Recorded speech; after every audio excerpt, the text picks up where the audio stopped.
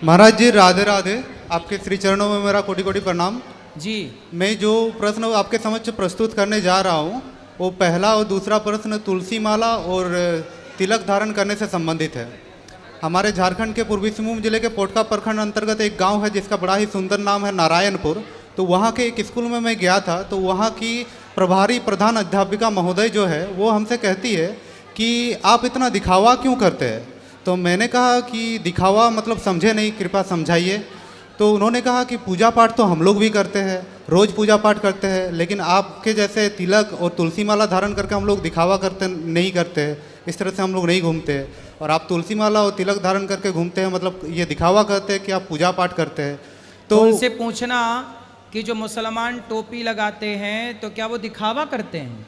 जी महाराज। भाई मुसलमान तो कभी नहीं कहता किसी दूसरे मुसलमान को कि तुमने टोपी लगाकर दिखावा किया। जी महाराज। जब मुसलमान टोपी लगाते हैं तो हिंदुओं को तिलक लगाने में, तुलसी की माला पहनने में दिक्कत क्या है?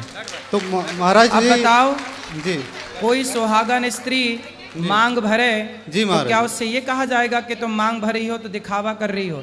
भाई मांग भरना उसका धर्म है, ऐसे तिलक लगाना हम सबका धर्म है, ये दिखावा नहीं है। जी महाराज। ये धर्म है। उनसे बोलना कि कोई स्त्री कहे कि मैं पतिव्रता हूँ जी, पर मांग नहीं भरूंगी, जी, तो मांग क्यों नहीं भरेगी? भाई जब पतिव्रता है तो मांग भरने में दिक्कत क्या है? जब भक्त हो तो तिलक लगाने में दिक्कत क्या है? जी महाराज।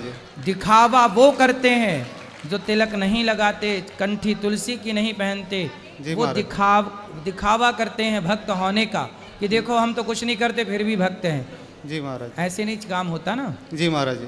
तो फिर उन्होंने मैंने उनसे कहा कि आप तिलक और तुलसी माला का हमारे शास्त्रों में बड़ा ही महत्व है, आप किसी जानकार से जानकारी ले लीजिएगा।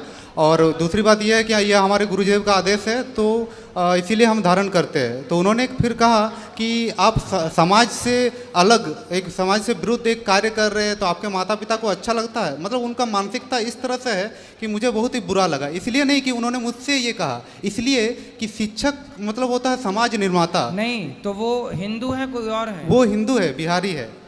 हाँ। एक मैडम है। तो मुझे बुरा इसलिए लगा कि वो शिक्षक है, मतलब एक समाज निर्माता के पद पर स्थापित है। अगर हम आज हमारे ज्ञान प्राप्त करने के कई साधन। आजकल कुछ शिक्षक ही बच्चों को भड़का करके सनातन धर्म के खिलाफ। अब देखो जितने भी हमारे देश में जी क्रिश्चियनों के स्कूल हैं, जी महाराज, उन स्कूलों में अधिकांश अंडा खाने के फायदे बताए जा रहे हैं। जी महाराज। मांस खाने के फायदे बता रहे हैं। जी महाराज। तिलक लगा के जाए कोई बच्चा तो उसे रोक दिया जा रहा है। जी महाराज। अब ये कुल मिला के षड्यंत्र ही तो है। जी। आजकल समस्या क्या हो गई, पहले पढ़ाने वाला जो होता था ना, गुरु होता था। जी महाराज। कोई ब्राह्मण होता था जी, जो मांस नहीं खाता था। जी। आज पढ़ाने वाले जितने टीचर हैं जी, उसमें से 80% शिक्षक खुद मांसाहारी हैं जी और शराबी हैं। वो आपके बच्चों को क्या शिक्षा देंगे? जी महाराज। आज समस्या इस देश की यही है कि आपके बच्चों को मार्ग दिखा कौन रहा है? वो जो स्वयं मार्ग भटके हैं। जी महाराज। समस्या ये। जी महाराज। और दूसरा प्रश्न ये है महाराज जी कि किसी ने कहा है कि कुछ पाने के लिए कुछ खोना पड़ता है, मतलब कुछ विशेष चीज़ को प्राप्त करने के लिए हमें कुछ चीज़ों का त्याग करना पड़ता है। जैसे कि इस प्रश्नोत्तरी में भाग लेने के लिए मैंने अपने रिजर्वेशन टिकट कैंसिल कर दिया।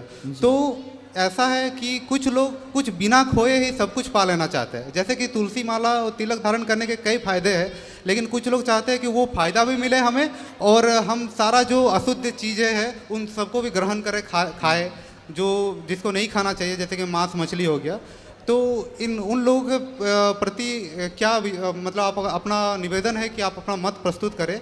जैसे कि कुछ लोग कहते हैं कि मैंने तुलसी माला धारण करने के बाद मांस खाना छोड़ दिया लेकिन मछली खाते हैं। कुछ लोग कहते हैं कि हमारे गुरुदेव ने तुलसी माला धारण कराते वक्त कुछ भी खाने को वर्जित नहीं किया, मना नहीं किया है। जबकि मैंने खुद सुना है कि उन्हीं गुरुदेव ने कहा है कि आप तुलसी माला धारण करके भी अगर कुछ अशुद्ध चीज़ खाते हैं तो जो पाप लगेगा, आप नहीं धारण करके खाते हैं तो भी वही पाप लगेगा। देखो धारण करो तुलसी की माला या मत करो जी, पर मांस तो किसी भी स्थिति में नहीं खाना चाहिए। क्योंकि मांस में आप किसी की हत्या करते हैं अपने स्वाद के लिए। जी महाराज। और अपना पेट भरने के लिए किसी की हत्या करना कहीं से कहीं तक ये सही नहीं ठहराया जा सकता। जी महाराज। और महाराज जी मेरा तीसरा प्रश्न है कि कुछ ज्ञानियों ने कहा है कि शास्त्र के अनुसार जो कर्म है वही धर्म है और शास्त्र विरुद्ध जो कर्म है वो अधर्म है। सही है। लेकिन हमारे गांव के कुछ पंडितों का कहना है कि बंगाली में वो कहते हैं कि पूथी पढ़ले की बुद्धि होए, इसका तात्पर्य है कि शास्त्र पढ़ने से क्या बुद्धि होता है। और कुछ तो ऐसा भी कहते हैं कि अगर हम शास्त्रों का अनुसरण करने लग जाए फिर तो हमें गेरुआ वस्त्र पहनना पड़ जाएगा। मतलब उनका तात्पर्य है कि शास्त्र साधु संतों महात्माओं के लिए ही है, गृहस्थों के लिए नहीं है। तो मेरा निवेदन है कि इस पर आप अपना मत। इसलिए पूरी दुनिया में हिंदुओं का एक भी देश नहीं है और मुसलमानों के वामन देश हैं 52। क्यों? क्योंकि मुसलमान का बच्चा चाहे शहर का हो या गांव का, जी महाराज जी, वो अपने मस्जिद में जाके अपना नमाज पढ़ता है और अपने मदरसों में जाके अपने धर्म की शिक्षा लेता है। लेकिन हिंदू गीता पढ़ने कहाँ जा रहा है, रामायण कहाँ पढ़ रहा है? कहीं नहीं। जब आप अपने गीता रामायण को त्याग देंगे तो आपका नाश तो हो ही जाएगा। मुसलमान आज 52 हम सनातनी करोड़ों साल से हैं, लेकिन करोड़ों साल से होकर भी हमारा एक देश नहीं है। और मुसलमान अभी 1400 साल से हैं, सिर्फ 52 देश हैं। जी महाराज। क्यों? क्योंकि वो अपने बच्चों को भले इंग्लिश मीडियम में ना पढ़ाएं, भले हिंदी मीडियम में ना पढ़ाएं, पर मदरसों में जरूर पढ़ाते हैं। वो अपने धर्म का, अपने मजहब का ज्ञान जरूर दिलाते हैं।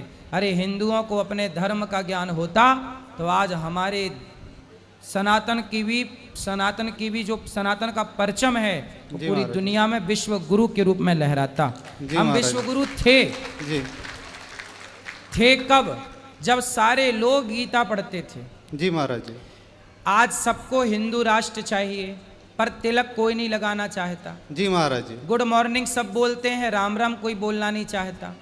आज अपने बच्चों को कोई गीता नहीं पढ़ाना चाहता, सबको इंग्लिश मीडियम में पढ़ा के नौकर बनाना है। पढ़ लिख के बेटा तू पैसा कमा, पर गीता का ज्ञान किसी को नहीं चाहिए। जी महाराज जी। धर्म का ज्ञान किसी को नहीं चाहिए, जबकि मुसलमानों को उनके पंथ का ज्ञान है।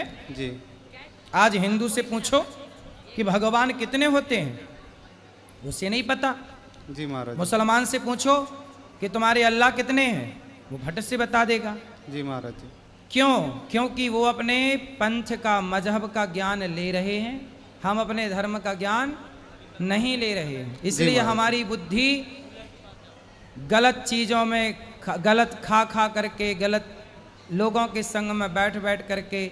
अब समस्या क्या है समझो जी। मुसलमानों को आज भी मुसलमान ही पढ़ा रहा है। जी महाराज जी। भाई ये बताओ मदरसों में कौन पढ़ाता है? आज भी मुसलमानों को मुसलमान ही पढ़ाता है, लेकिन हिंदुओं को आज क्रिश्चियन लोग पढ़ा रहे हैं। हर स्कूल में क्रिश्चियन टीचर है। जब तुम्हारे बच्चों को क्रिश्चियन लोग पढ़ाएंगे तो तुम्हारा बच्चा तो आधा हिंदू रहा ही नहीं अब, क्योंकि पढ़ा किससे है? जी महाराज। सीखा किससे? जिससे सीखेगा क्या उस गुरु का प्रभाव नहीं पड़ेगा? और वो क्रिश्चियन तो टारगेट लेके पढ़ाते हैं कि इसको हिंदू से कन्वर्ट वो स्कूल में ही कर देते हैं आधा, बाद में जो बचा खुचा है बाद में हो जाता है। जी महाराज जी। आपको क्या लगता है जो अपने को हिंदू कह रहे हैं वो हिंदू हैं? बहुत सारे ऐसे हैं जो हैं हिंदू, जी, नाम हिंदुओं का है पर वो भाषा क्रिश्चियनों की बोलते हैं। जी महाराज जी।